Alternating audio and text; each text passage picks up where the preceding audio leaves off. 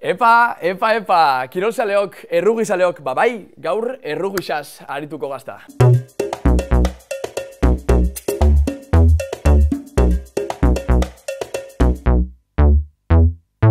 Euskal kirolari, egoitz txurruka. Errugiza kontaktu kirola da. 15 jokalari osatutako bi taldek jokatzen dutena, bata beste kontra. Mundu guztiak gertatu dagoen kirola da. Euskal Herria oso zagoela, baina bereziki ipar Euskal Herria.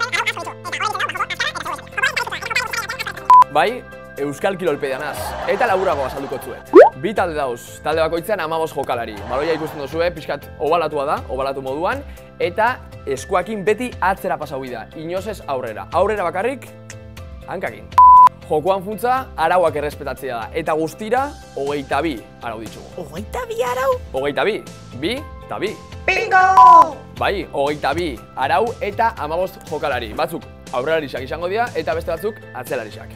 Eta hori eta beste kontu batzuk azaltzeko, nire onduan aditu bat izango dugu. Julen Goia. Julen, ze moduz? Oso ondo eta zu. Ondo, edarto. Bueno, Julen, errugizaz berba haitzen hasiko gaz, eta ze iruditzen postua komentatzen baitugu. Primeran, hasi gaitezen. Aurrelarien artean hainbat postu daude. Ezkerreko arroina, orpokatzailea eta eskuineko arroinak aurre-aurreko lerroa osatzen dute. Horien atzean, bigarren lerroan 2 jokalari daude. Eta horien atzean, 3. lerroan 3 jokalari daude. 3. lerroa osatzen dutenak. Bueno, Julen, ondo esan dut? Ez dino beto.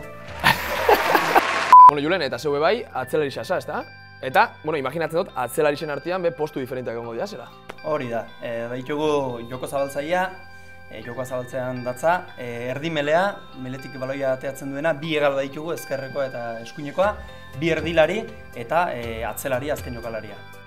Eta adibidez, futbolan historia berdina da, oso diferentia da? Aldatzen da, 3 laurdenen lan alitzake futboleko aurrelariena bezala, ez? Gola sartze hori, entxeguak sartzea gure kasuan.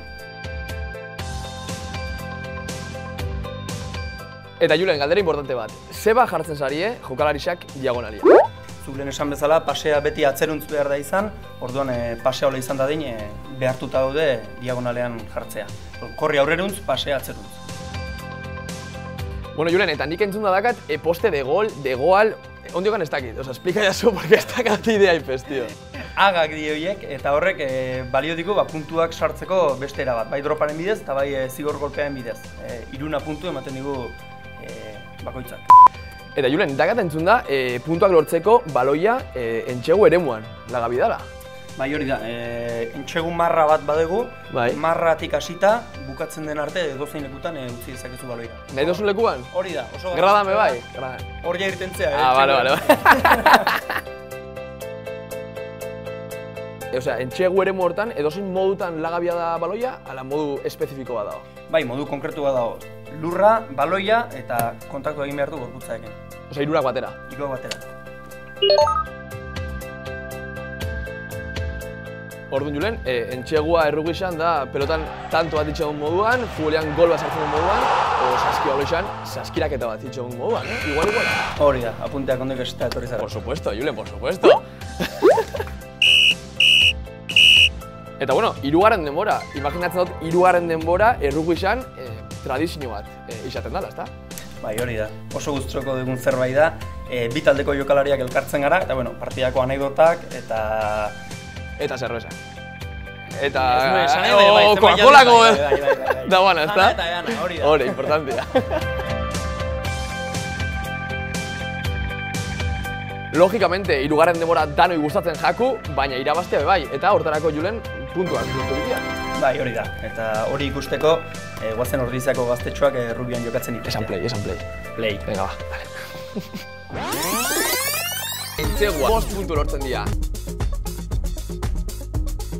Eta entzegu baten ondoren 2 puntu gehiago lortzeko aukera izaten dugu. Egira, horretarako baloia distantzia batetik jaurti behar da, hankarekin.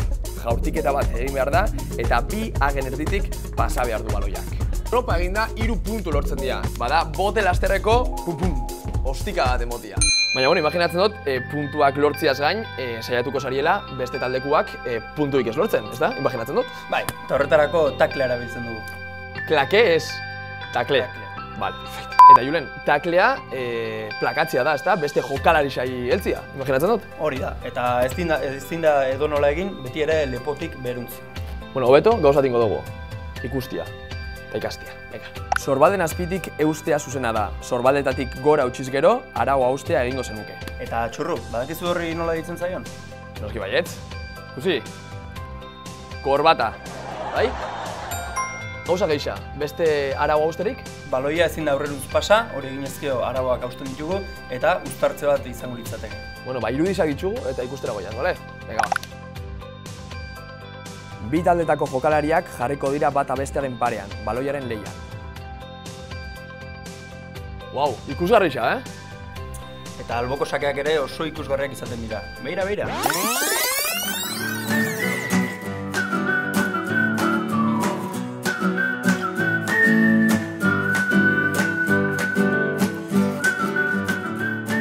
Bueno, Julen, eskerrik asko plazer bat izan da, eta zeuri esker gaur errubisan inguruan gauza mordoa ikasi ditugu. Eta zu laguntutakoarekin errazago. Eta hori bai, hurrengo baten, hirugarren denbora izan ikusiko gaz, susartzeko, eta zikasteko, bale? Eta oin, 3 kontatzean, magia eta afuera. Bano. Bale? 3, 2, 1. Bueno ba, ulertuta, orduan, hemen beko kaxan dakazuez azalpen guztizak labur-labur, esplikauta eta baita gure sare sozialak. Euskeraz kirola itxeko edo kirola euskeraz itxeko. YouTubeen Euskararen partida, 22, iritsi arte.